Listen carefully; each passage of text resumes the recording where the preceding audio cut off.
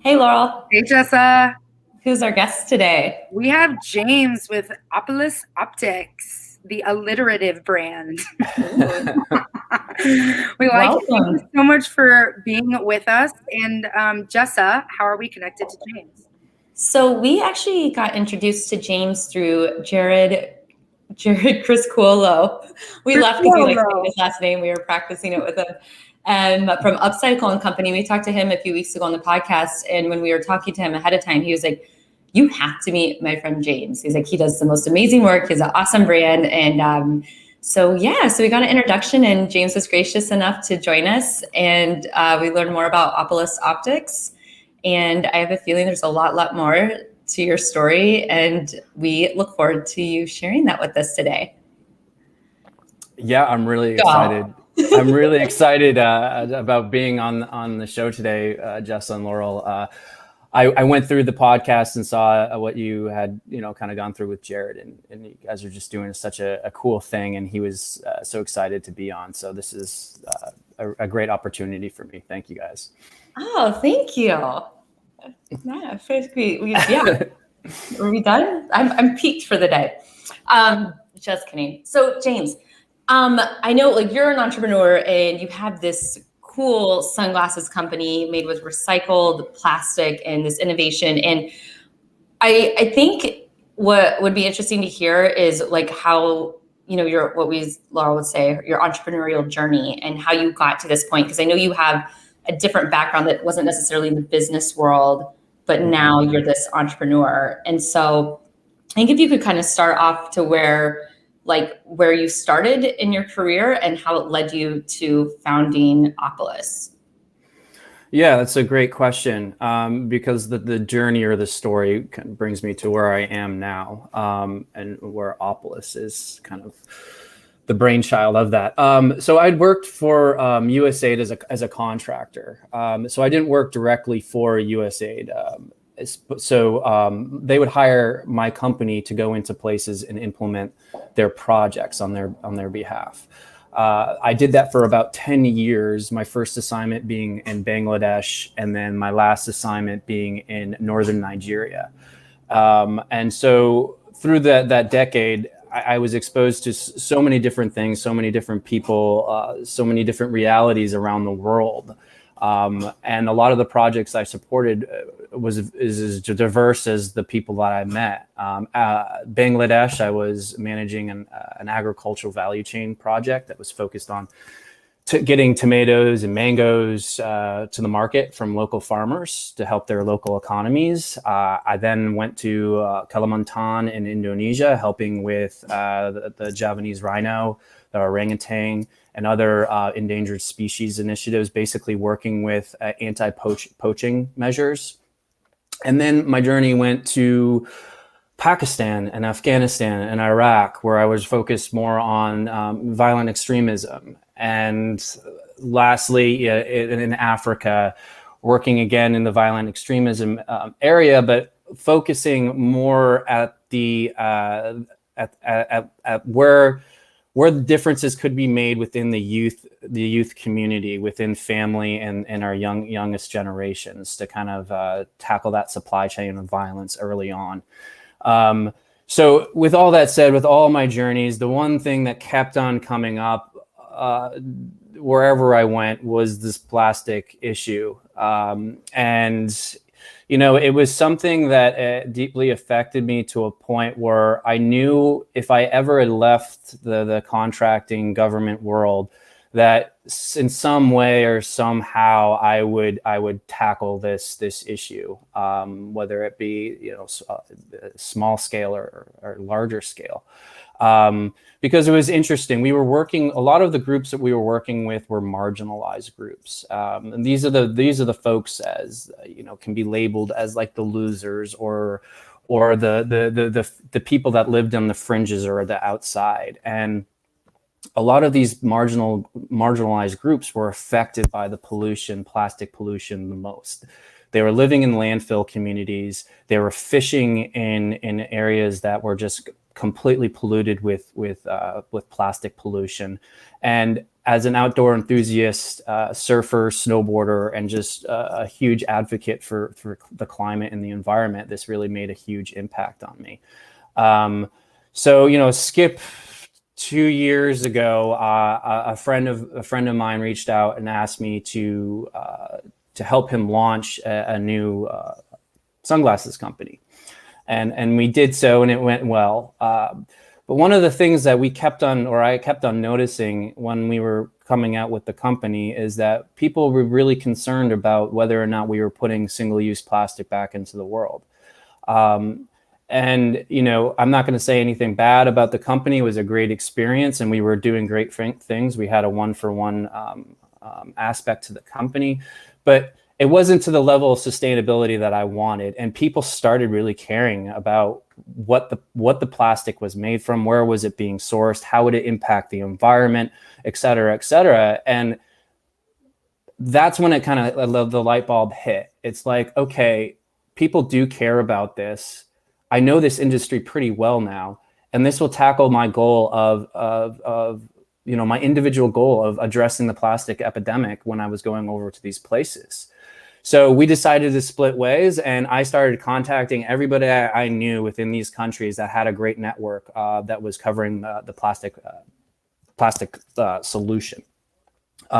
So I called my friends in Kenya, I called my friends in Indonesia, and I called my friends in the Philippines, and I started developing a network, and then really focusing on that supply chain.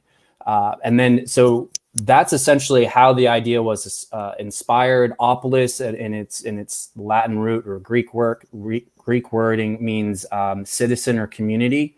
And I thought that was a really appropriate name for kind of what I was trying to do with, a sunglasses company. So that's essentially where it's brought me to where I am now.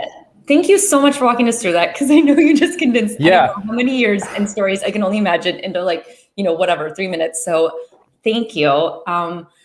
We have a million questions. So I just wanted to point out how incredible and remarkable it is that the common thread you saw in all your travels through all these countries and continents in dealing with animals and agricultural and violence, the common thread was plastic. Mm-hmm. I just think that is such an impactful takeaway for the problem that plastic creates in our world today. Yeah. Well, and the biggest thing too was it's Western plastic. It's coming from, the biggest plastic producers in the world, China, the United States, and these other Western countries. And it's soda bottles, water bottles. It's just detergent bottles, HDPE bottles. It's everywhere. Because a lot of these places that the plastic pandemic is hitting the worst is a lot of them can't afford to drink 100 bottles of Coca-Cola every other day, right? So they're not even the ones kind of benefiting from it or polluting. So they're just left holding literally the bag of plastic and dealing with it. So that, it was an amazing kind of common denominator of everything that I was dealing with. And not to mention, these developing countries don't really have the education or awareness to know what to do with this plastic, how it can be recycled, how it can actually benefit them. That's why I've partnered with the manufacturers that I have in these three countries, because they actually have a program of outreach that works with these communities to educate them on the benefits of environmental awareness, environmental cleanliness, hygiene, and what they can actually profit from collecting these plastic bottles.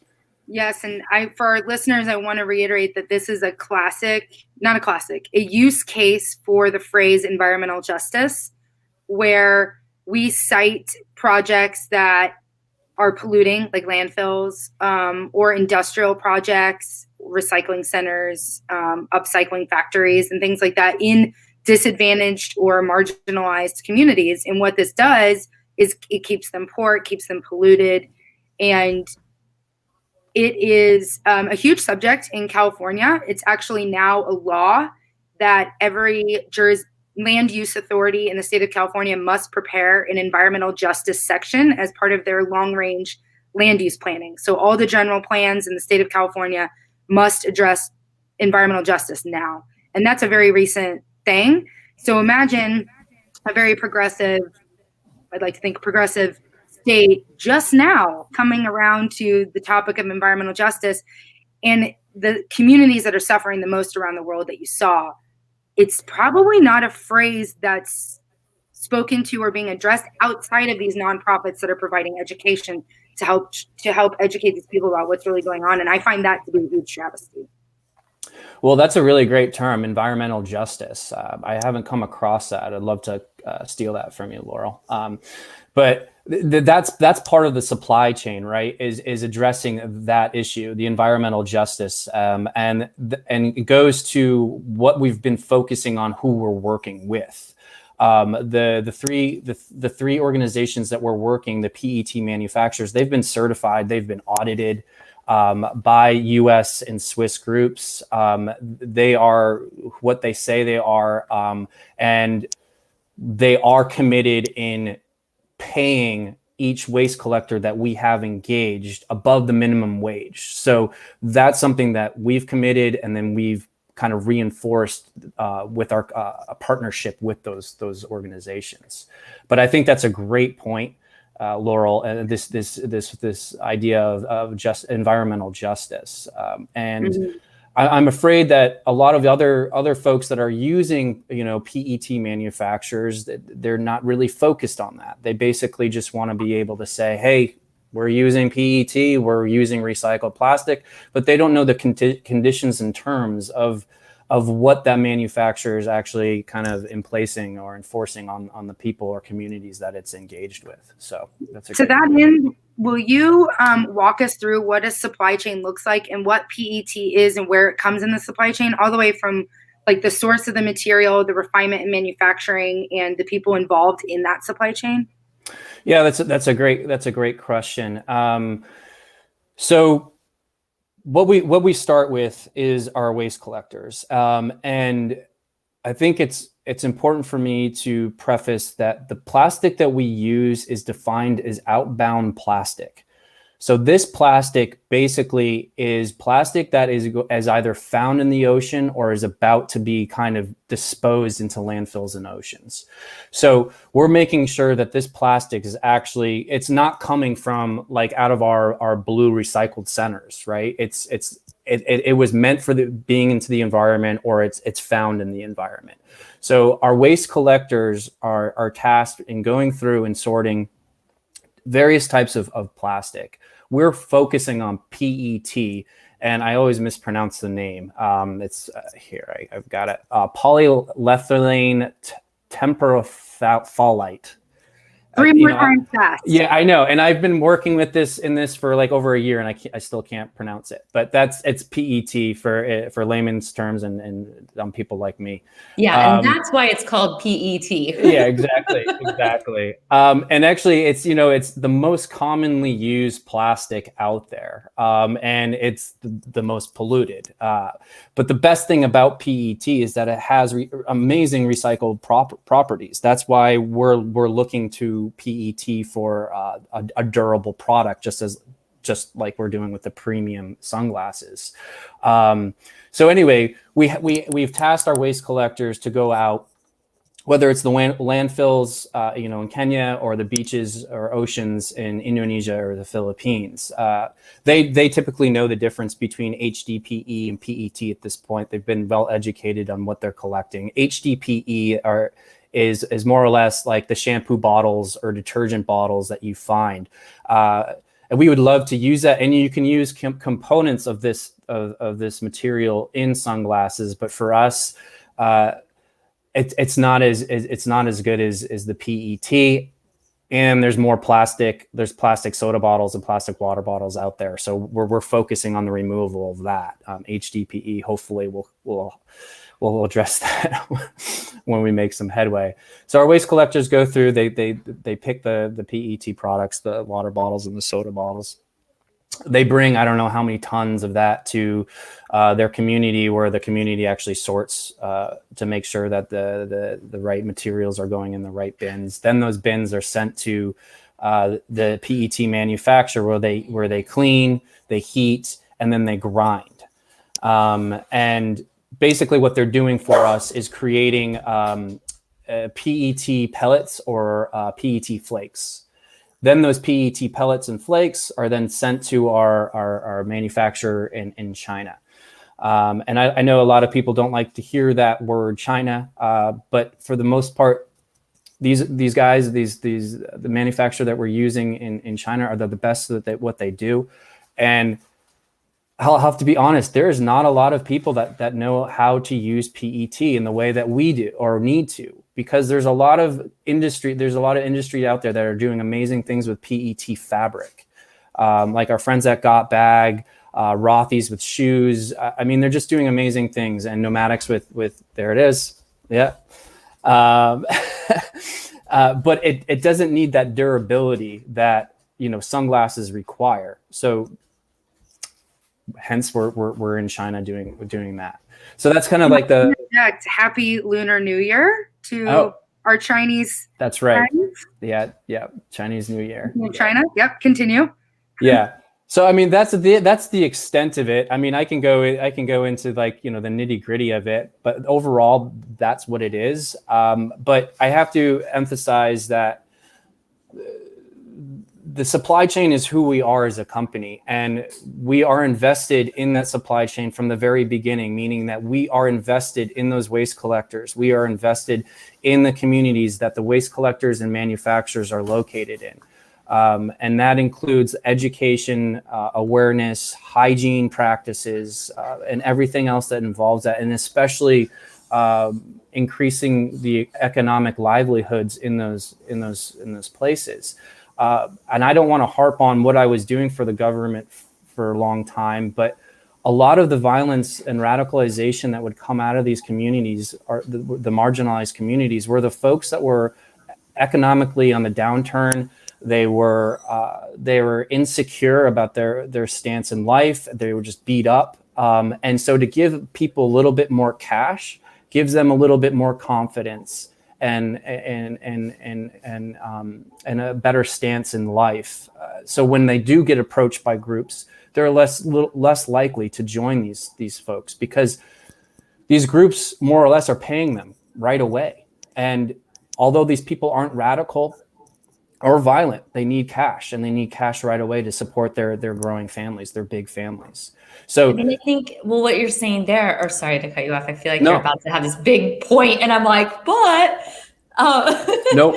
I mean, what you're saying is like, it reminds me of, we talk about this abroad, and I mean, the US, we have the same situations in low income areas where you talk about like drug dealing or gang violence or, theft, whatever it is. I mean, people are doing, like, if your basic needs aren't met, you're going to do what you need to do to survive. Like, it's literally like, we think of Maslow's hierarchy all the time, and, it's survival mode first. Yeah. And so you're going to take what options are available to you. And it doesn't mean you want to do something bad. You don't want to do something illegal, but if it's between like survival or, maybe compromising values, I mean, what do? So I think, when you talk about this, and I just want to point out, because I think people only said this once, and you said it, premium sunglasses. Mm-hmm. That's what Opolis is. Yeah. And because it's so much more than that. And when listening to you talk about it, I think that you're really highlighting what sometimes consumers get fixated on the wrong points. Like, because for so long, it's like drilled into us, like, buy American, buy local, which is really good depending on what you're buying. But there are other things that you can support other areas through your purchases. And so with someone like Opolis, someone like you founding and operating Opolis, operating Opolis Optics, it's so intentional. Like, you've thought through every piece of the supply chain and why it matters and why it's impactful. And it's not, and you should be transparent about it. You should be it sounds like you're very proud of it and the work you're doing. And then as a consumer, when you're buying a product like this, you can feel good about it because you're putting it out there like, hey, this is what we did. This is why we did it. We didn't go to the lowest bidder. We didn't get the cheapest material. We're not making the biggest margin. We're like improving the quality of life. We're taking plastic out of the ocean, put it on your face safely. But I just think that it's always interesting because it's not just a sunglasses brand. Right. And I want it to be more than that. I want this to be the first step in a bigger direction. Right. I'm hoping that if we can figure out, and we're getting there with our trademarked PET plastic engineering. We're hoping that we can then share this technology or share this method with other people that want to still use durable plastic, but they can use durable plastic in a really sustainable and really great way. They can use it using PET, right? Mm-hmm. But that's been the hard part of this whole process, and that's why I'm here like a year and a half, still kind of problem solving and troubleshooting the PET manufacturing. I mean, I have an example for you. So I think we're one of the very first to like come up. So this is one bottle, and which is amazing. I'll walk you, the listeners. It is a clear frame, dark colored black glasses, and they look. What would you call that design? The shape of the glasses? Is it? Well, it's just a Wayfarer design. It's square. So these were the ones. These sunglasses are from our supply chain from Bali, Indonesia. So our Balinese waste collectors collected the PET. PET was sent to our certified manufacturer outside of Jakarta. For the most part, the tensile strength, which is the strength of the plastic, is really great. There's just a little bit more fine tuning that we need to do to actually make those the premium product that Jess actually mentioned, and to correspond with our biodegradable collection that we're also releasing to complement the sustainable upcycle aspect of the company. But it's there. It's just taken a long time. And, you know, if I'm going to be honest and frank with both of you, a lot of my discussions with investors, you know, private equity folks, angel investors, all that stuff, a lot of them don't want to invest in me because they think sustainability is too cost intensive and it's too time intensive. And yeah, it is. That's the point. You know, I don't want to put out something that's going to hurt the environment. That's the whole point of this. And so, from a cost standpoint, I can understand what they're saying, and it's a risk. It's a risk from their standpoint. It's a cost thing. I get it. But if that's the first thing that's coming to their mind when we're talking about having a partnership, then I'm not dealing with them. They're not the right partner for me. You're not going to get married to someone who doesn't align with your core values and whose only driven is the financial ROI, which is based on a cost that doesn't absorb the negative externalities or the environmental costs or the societal costs. Correct. Of the pollution itself. If you were to, I'm not saying that we need to metricize or numericize or quantify all of life, but if you were, the cost of not doing this is greater than doing it. And so a VC who is more in line with stakeholder capitalism and a long range view on returns instead of short-term returns, they would get that idea. And they are out there. There are some impact VCs out there in the world, and it is not easy. I applaud and commend you for not accepting the first marriage proposal and taking time. Yeah, because it's been scary as hell. You know, Jess and I talked a little bit about this yesterday, and it's when you're putting your heart and soul into it, but you still got to put food on the table. It's a very scary thing, especially during COVID. But I do believe in the supply chain. I do believe in the product. And I refuse. We spoke about this yesterday too. The greenwashing. I don't want to leverage being sustainable as a marketing gimmick to sell my sunglasses. You know, I refuse to do that, and that's why I'll tell people where they're manufactured. I'll tell them the struggles and the obstacles that go through with this, but. I'm not going to be another sunglasses company that says, "Hey, we're using 5% recycled ocean plastic, so we're a sustainable company or sustainable product." No, you're not. Yeah, well, I think, with what you're talking about is, you know, it's reminding me of some other companies we've spoken to, and some of the more interesting entrepreneurs. Sorry, I keep hearing myself. That's why I'm pausing. So sorry if this sounds weird, but I'm good on my side. Yeah.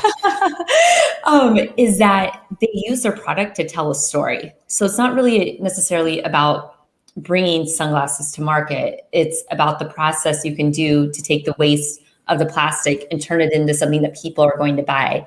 And then you just know, like you said, beyond that, what's next with sunglasses. And I'm thinking of very early on, we had Dr. Bronner's, and they're like, ours is to tell the story of how we are all one, we're all connected.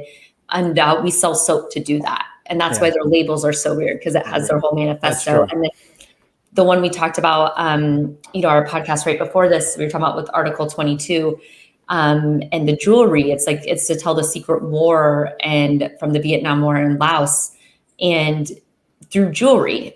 And so like having a conversation piece and having these sunglasses, the Opolis, and like people ask about him and you start to tell that story. And then I think that will highlight the greenwashing that goes on with other places, because someone's going to be able to say, and sorry if I must say, it's like, these are 100% recycled material, like PET recycled material, and like getting your consumer or customers on board with that, I think will be really, we'll feel good about it. We'll feel good about wearing those. And I mean, I'm thinking as we're talking, I'm like, I have a drawer full of like 20 cheap sunglasses. So and do even I. like Yeah. the nice, the quote, fancy, nice ones that I spend like, however much money on just for that little tiny label so I can promote their brand that I don't believe in. I don't believe their values. I'm just like, oh, these look cool. Yeah.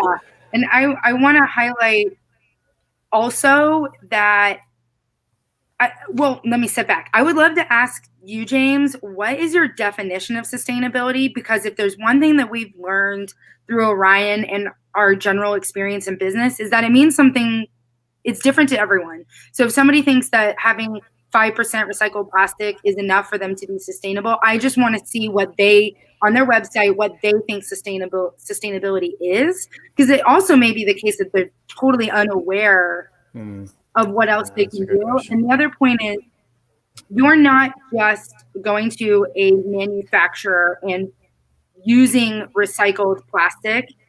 It's plastic that was destined to be in the environment. So it's not necessarily source reduction, because that's on us, but it's diversion.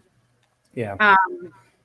Which is, for those that aren't like into the technical details, think about it as reduce, reuse, recycle, that are the old adage. And you're going beyond the recycle, because you're preventing it from being in the landfill or in the ocean, and you're making it to something that people are going to wear and, as Jessica said, talk about and bring awareness. So long-winded way of asking, what is your definition of sustainability? That's a really good question. And the longer that I've been, in this sustainable space, people are now saying, well, sustainability is just a very ambiguous term that people are using to sell product right now. It's a trendy thing, and it's not very well defined. So I believe in sustainability is an honest supply chain, and that honest supply chain, it needs to make sure that it's hitting a few different things, right? It's supporting the community that the product is most impacting, right? Or the plastic pollution is impacting. It's supporting the environment in case it does get put out there again, and it's cleaning up. It's cleaning up the environment that it was, like you said, destined to be, I suppose. That's how I would define it. And these other companies that are saying that they're using sustainable products, that's fine. That they might be, and they might be contributing a lot in different ways to different groups. And I'm not saying that they're not doing a good job, but these other companies that are saying that they're using a very low percentage of recycled product to say that they're sustainable and that are making hundreds of thousands of dollars off of it, and it's not being recirculated back into this community. That's, in my opinion, is not promoting a circular economy. And to me, circular economies is synonymous with sustainability and an honest supply chain. So that's kind of my stance on that. It's a really great question, Laurel. I never even actually thought of how I would define sustainability. And I think that's an important question that everybody should be asking themselves if they're in the direct to consumer or business to business, you know? It's almost like a self-awareness, introspective exercise to think about, there's all these words. I know I'm not greenwashing. I know this is an honest supply chain. Right. What does this mean to me? And some of the people that we've asked, like the director of sustainability at the University of San Diego, their definition is care for the common home. Oh, I love that. Yeah. Right? I have chills. It just gets me. And then another one we did is we found was take care of the environment and she will take care of you, which is another way of saying take care of all the things that impact your environment. Your profit will follow. Yeah. And another definition that resonates with me is the simplest way of explaining it is leaving something better than you found it, and it's every part of it. Being thoughtful and strategic about all of your supply chain and all of the stakeholders and leaving them all better off because you existed. And to me, Opolis is not just there, but expanding upon that. And your vision is in total alignment with leaving things better than how you found it. Yeah. Actually, I'm going to steal a lot of those. So I'll go back to this recording and start putting that in my marketing. But no, Laurel, like when you said that, I had like a gulp moment. I'm like, oh God, this is a really good question, you know? And I think it's a really important one. So thank you for that. James, when you and I were talking before this, you had pointed out something that I had never thought about. You know, we talk about greenwashing because you can slap sustainability on anything and you can make it in like, you know, like you mentioned a few words like circular economy, like we are big on like regenerative business, circular economy, like sustainability at this point isn't good enough. Right. But even when you say like, oh, we're sustainable, we're green, there's nothing regulating that. Nothing. Anyone can say that about anything.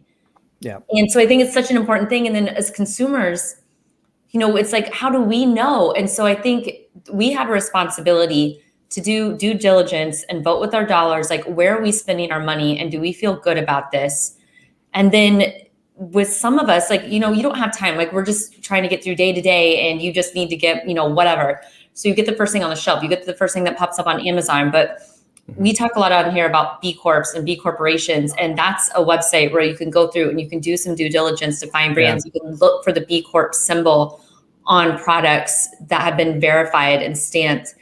And we are connected to a company. They're in beta mode, but they're launching a website called By Choice, BUY, and where you can filter by products based on the certification they have, like if they're B Corp, if they are organic, if they're Rainforest Alliance, whatever. And so we're starting to get more tools to do that. But even then, it's like, unless it's something like B Corp or this like, you know, rigorous third-party certification, I mean, I'm a victim. I do it all the same. I'm like at the store and I need something that says we're green. I'm like, oh, okay, this is like good enough. And I go on it. Yeah. Well, I mean, a part of that too is, Jessa, we were talking about this a little bit yesterday too, is just being a member of 1% of the planet. They're an amazing organization, but they have street cred. They're the founder of Patagonia is representing that company, you know?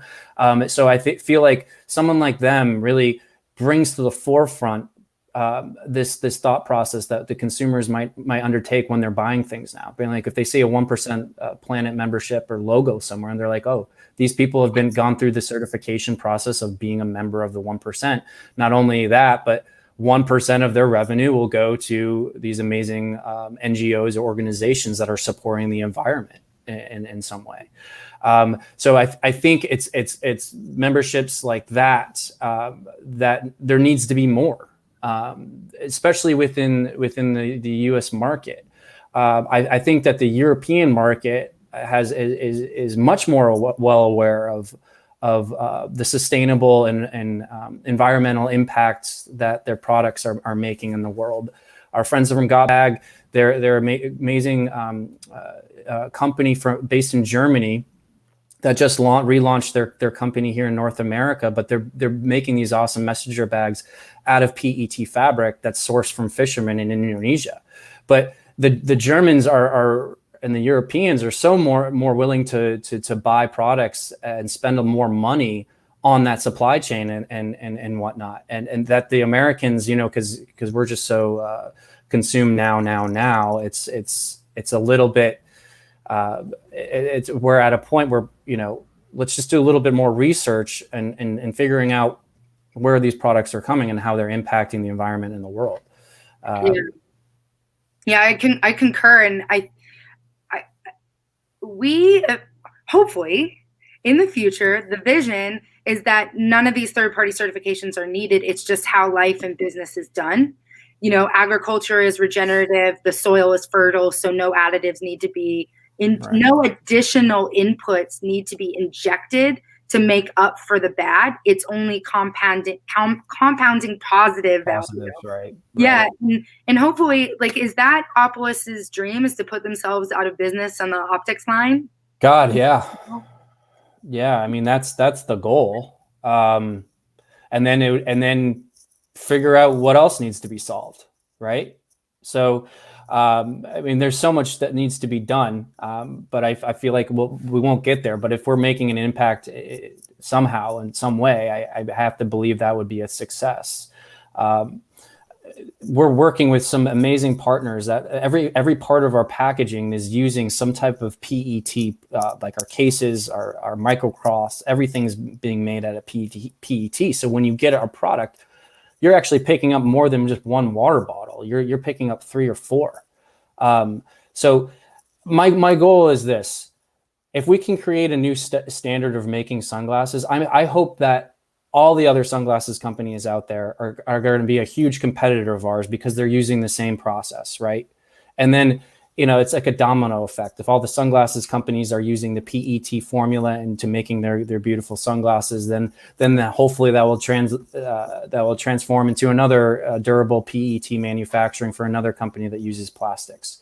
And I will just say I was really excited. I think it was January 1st. REI came out with a great announcement saying that they're only going to be carrying sustainable products and fairly traded products that are essentially certified. And I think it's really important for companies like REI, just like it's really important for 1% of the planet, to actually put those roots down to help change the mindset in the industry, because it's every gearhead's dream to be put into an REI, right? To have their products sold in there. And so if they're going through the steps, and that means that others will follow suit soon. And I hope that changes the industry standard as well. And then I hope with that comes with more auditing and certification of companies that are claiming that they're sustainable, because it holds people and brands more accountable for what they're selling to the market. And this is a burden to bear, and you're bearing it beautifully. And I thank you for showing up for the environment and seeing a problem and being a solutions thinker instead of just a complainer, and being a part of this solution. I applaud you. Thank you, thank you, thank you. And my next question is, so with this burden that you bear and know all that you know, how do you take care of yourself as an entrepreneur so that you can show up for your brand and be resilient when you get the no's and celebrate when you get the yeses? How does James take care of himself? I make sure that I'm in the environment every day. I'm very lucky to live in Venice Beach. I'm in the water every day surfing, or I'm running on the beach. It's my happy place. And even, it's those moments when I do see trash floating around me or seeing on the beach. It's those are the constant reminders that I'm doing this for a reason, because it's even impacting me. It's not just developing countries. I mean, God, I think last year, California spent over $400 million that goes into the cleanups for their beaches. I mean, it's a problem here too, right? So it's just these constant reminders, even here at home in California, that I'm in this for the long haul. I'm in this for a reason, and I'm in this on my own terms. Working with the government was amazing, but there was too much red tape. There was too many obstacles and to make real difference and quick difference. And so this is how I'm going to try to make an impact on my terms and within my timeline. So that's a great question as well. And basically just trying to smile every day and laugh at some of the stuff that I'm dealing with on a constant basis. People asking for tons of money when I don't have any. And like, it's just one of those things that as an entrepreneur, you just got to kind of laugh about it. And to be honest, having my bulldog and my girlfriend, here with me and watch me go through these trials and tribulations has been a blessing as well. So we are big dog fans. Yeah. So is that what you're gonna say? We're like, yeah. I think she's here. She's right here. Let's see her. Special appearance, but Oh my God. Yeah, this is Noelle the bulldog. So Noelle. Yeah. Such a delicate name for such a. Oh my God! And who is that? I just woke up my little mini Aussie Scoop. We also call her the pig. The pig, I love her. Yeah. She looks disoriented. Scoop. Yeah, we've got, and Jessa has Roxy, which is like the best office dog ever. She's at home right now. She's she'll look at you. She's got a lot of personality. Just looks into your soul. And that's the part of it. It's the joy and the humor in life. I mean, Justin and I talk about this all the time. Nothing that she and I are doing is that serious. We're not in an ambulance, like saving lives. Yeah. It's important work, but at the end of the day, if you're not enjoying it, why? Right. Well, it's not stuff to get, I think too, Laurel and I are, for us, like one of our core values is like humor or joy. And, we've gotten criticism. We've gotten some feedback that people might not respond well to that, but same thing, like nothing we're doing day to day is, if someone cancels a meeting, if someone's late, if someone, the audio doesn't work on the podcast, like right. It's not worth the stress and anxiety. Like there are real problems out there and we're all trying to come together to solve them or to do better, but it's not worth sweating the small stuff on a day-to-day basis. And well, I think the COVID thing has reminded people what's important. People are dying every day, but during this process, the planet has asked the community of humans just to like take a step back. Don't drive everywhere. Get on your bike. And we saw the results from that. The pollution and smog, even in California, has been reduced, I think, more than it's been in years and years and years. So, I mean, that's a sign, that we just need to kind of, stand back, reflect, and then learn from our lessons and then move forward. And this figure, I think they said by 2050, if we keep on consuming plastic the way that we do, there's going to be more plastic in the ocean than marine life. Oh, okay. And that sticks with me every day. Sure. And like, picturing my kids and their kids having that in their life, just, it just makes me so sad. Sorry, it reminds me of your red tape comment. Yeah. So you were frustrated because, of course, government and nonprofits have important missions. And sometimes the bureaucracy and the red tape get in the way of that important mission. And then business needs to step in because that's where creativity and innovation can happen. And that's what this Business for Good movement is, the stakeholder capitalism movement, the conscious capitalism movement. All of that is about having a longer term view, but allowing for creative problem solving. Now, that said, I want to reiterate that government and nonprofits are really important in this work. They're huge, yeah. You can't do the work that you do without your public-private partnerships, right? Right. Tell us a little bit about how you started those partnerships and how crucial they are for you. Yeah, that's a good question, Laurel. So the partnerships started actually when I was working with the government.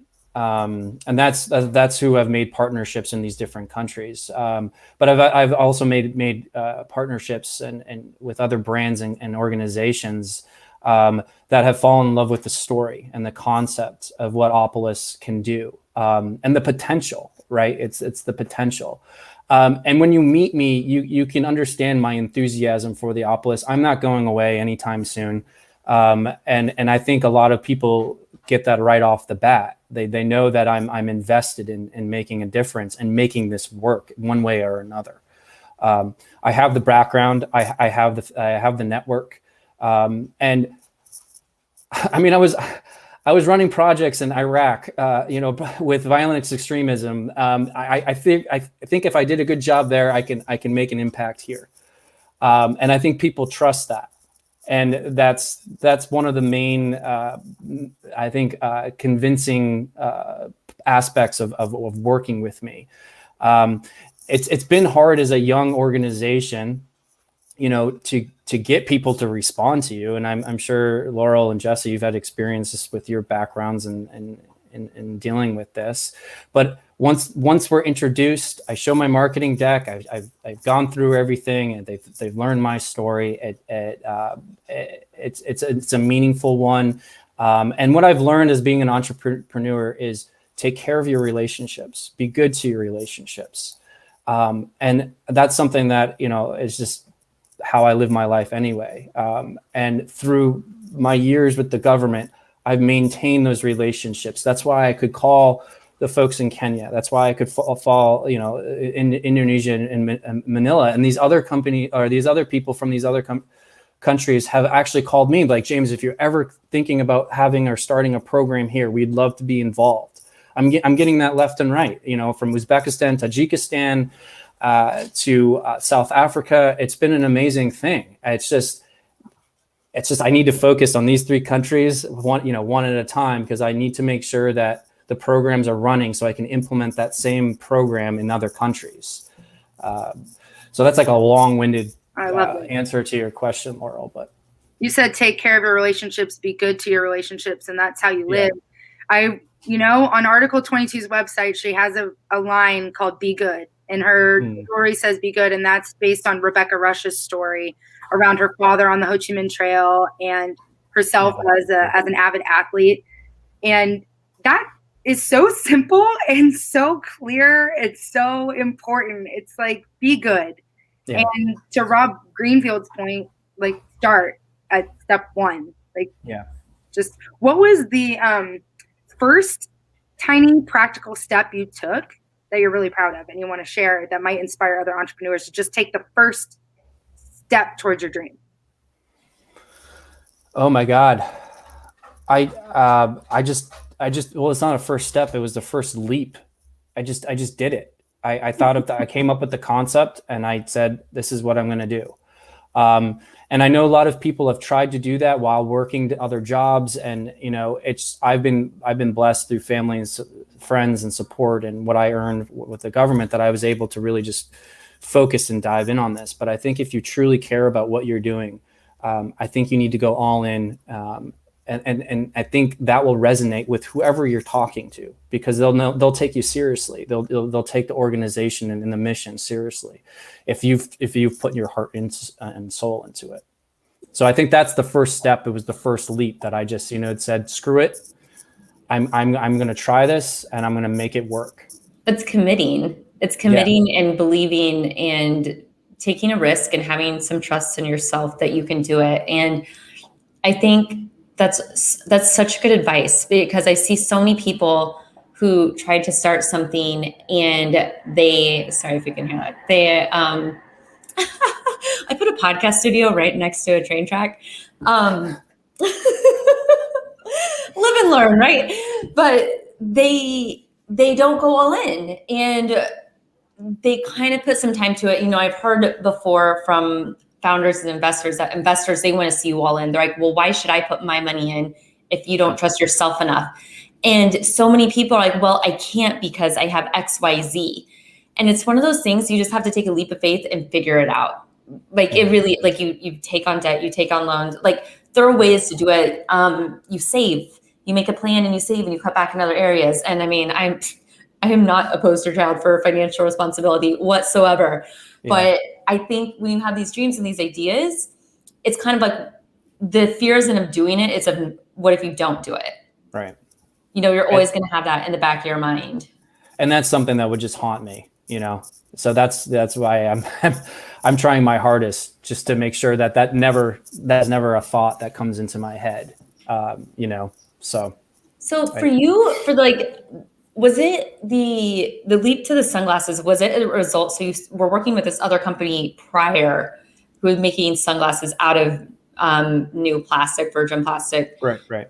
And was that, or were you just like, I don't want to do this. Like, I don't feel good about this. I'm going to do this better.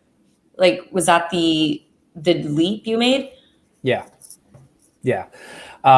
It was, I kind of like had my aha moment. I'm so grateful for that experience because it let me take something like sunglasses to make a difference, right? All I needed to do was figure something out to dedicate myself to that goal I had made when I was traveling through these countries and seeing all the plastic. I was like, look, I can do something with this. I know, and I can do it really well.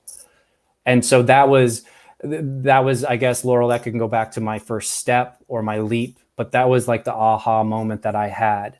And given where the market is going now, and consumers are very smart and they're doing their research. And with all the questions we were getting about single-use plastic, I was like, this is where we need to be. And then this is where the industry needs to go, right? From a capitalist aspect to an environmental awareness aspect. This is where we need to go. And sunglasses is such an easy way to initiate that change. Because once you apply that technology to sunglasses, you can apply that to anything. Just like these awesome companies that are doing with the PET fabric. I want to be able to revolutionize the way that they're using durable PET, which is the hard part. It's to make this this recycled plastic, their properties strong enough to be a premium product, and that's what we are as a premium product. Well, I think what you said right there is like revolutionizing. I mean, you're changing. You will be setting the new standard and the new goal. And so once you set the standard, and it's a good thing for you to be copied and for other companies to copy your model. I mean, it's really interesting to think about that way. Like, I think, when you start a business, you can assume you might be copied, but I think in your position, it's almost like that's the goal. Like, we want to do so well that we want other people to do this as well. Yeah, totally. That's like the new form of capitalism, right? It's not keeping the cards close to the table. It's like your competition is a stakeholder in this process. Bring them to the table. Let's all do this, put ourselves out of business and start something else. Right, exactly. To solve a problem. And the maybe durability is your definition of sustainability. I've heard somebody say that to me, and I can't put my finger on who it was, but I do know who it was. It was a restoration ecology firm that focuses on remediation or putting habitat together in the most sustainable way. And the way that they described sustainability was a durable system. Yeah, that's amazing. When the ecosystem is healthy and in a relationship with each other, it's durable.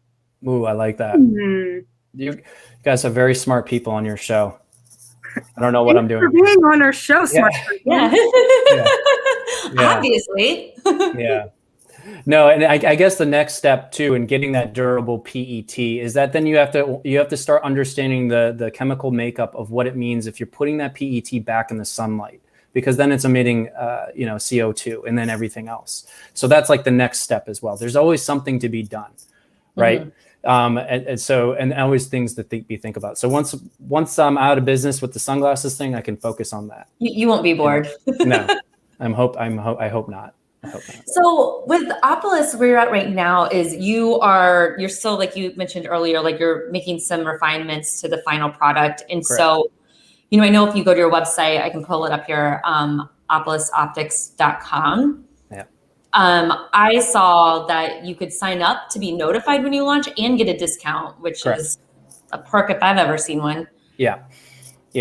So where we're at right now is that, like I mentioned earlier in the show, we are launching in April with our Bioacetate or our biodegradable collection.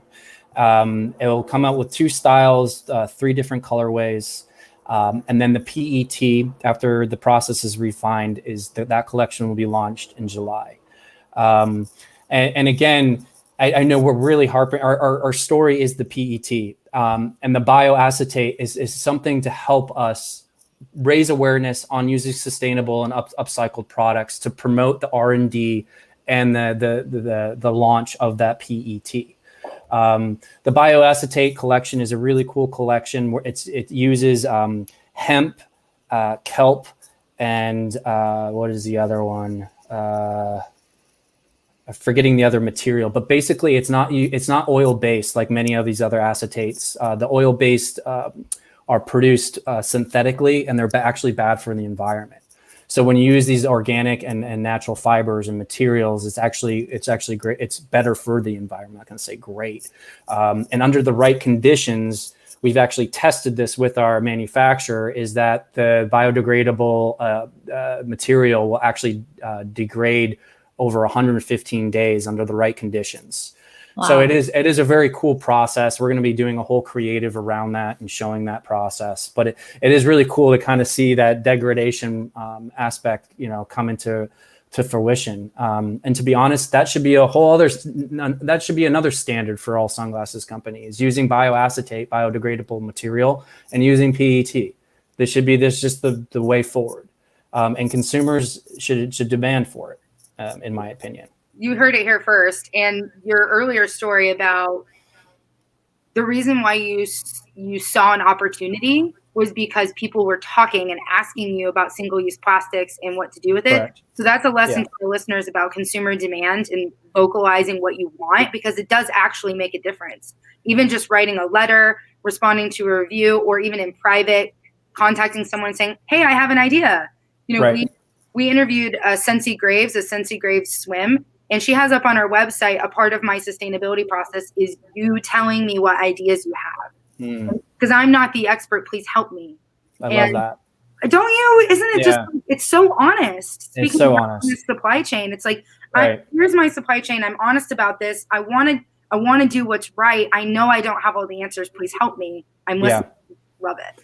Well, that's what was killing me with the other company too, is that I couldn't answer that question. I mean, other than saying, no, it is a single use, but we do have a 1-for-1 program, and it's a great program, but it was just killing me that I couldn't do something about that question.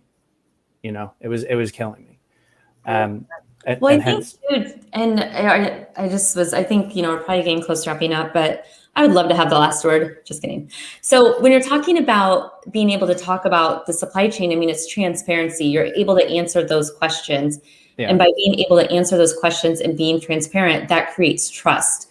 Right. And establish that trust is how you are able to maintain these relationships all over the world and maintain them long term. And so I think this is just such an amazing path forward for you, and how you're going to establish your customer base and just be an open book, be like, this is what we're doing. This is why we're doing it. These are the next steps, feel good about it. And it's going to establish that trust. And I look forward to having a pair soon. Oh, you guys are going to be some of my first customers. I will get some to you as soon as possible. Oh, yeah. Yay. For sure. We'll be on the podcast we'll be wearing our sunglasses. Well, you guys are wearing the jewelry and everything else. No, I was like, we're going to be all sweaty. I know. I need some Opolis swag on you guys for your next interview. I love it. Well, thank you so much for joining us. We wrap up with our 3-point landing. So give us 3 key takeaways for our listeners from our conversation today. Yeah, I was thinking about this morning. So for me, on a supply chain, start to understand how that supply chain impacts everybody involved. Treat your relationships very well. Be good to the people that are in your life and the network that you meet. And be proactive. Be proactive in the environment, whether it's picking up trash at your local beach, or getting involved in local or national initiatives. That's kind of how it. And definitely hold the market accountable. I think that's the biggest message I can ask. Questions. Make sure that they're answering you with the right information, or if they're not answering you with the right information, have them get you the information.